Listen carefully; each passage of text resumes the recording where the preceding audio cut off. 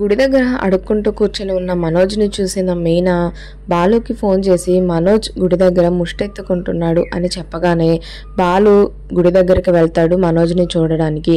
ఇక అక్కడ ఉన్న మనోజ్ని చూసి రే రే రే ఏంట్రా ఇది, ఈ బొచ్చేంట్రా, ఇలా అయిపోయావేంట్రా అని మనోజ్ని అడగగానే మనోజ్ మాత్రం బాలుని గుర్తుపట్టనట్లుగా, అసలు ఏమీ తెలియనట్లుగా అయ్యా బాబు ధర్మం చేయండి అయ్యా అని బాలుని అడుగుతాడు.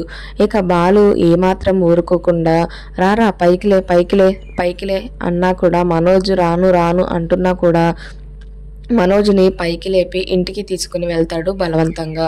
ఇక అప్పుడు మనోజ్ని అడుక్కునే గెటప్లో చూసిన ప్రభావతి మనోజ్ మొహం మీద టవాల్ వేసుకొని ఉండడంతో మనోజ్ని గుర్తుపట్టకుండా వీడినెవరైనా బుద్ధున్నవాడు ఎవడైనా అసలు వీడిని ఇంట్లోకి రానిస్తారా అని అనగానే మనోజ్ అమ్మా అని అంటాడు.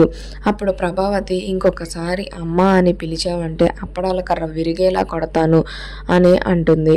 ఇక అప్పుడు మనోజ్ మొహం మీద ఉన్న కండవాన్ని తీయగానే మనోజ్ని చూసిన ప్రభావతి, సత్యం, రోహిణి అందరూ షాక్ అవుతారు. ఇక అప్పుడు మనోజ్ కూడా షాక్ అయిపోతాడు వాళ్ళందరినీ చూసి. ప్రభావతి ఏంట్రా ఇలా అయ్యావేంట్రా అని అనగానే ఏం చేయను, డబ్బులు అడిగితే ఎవరు ఇవ్వలేదు కదా అని అంటాడు.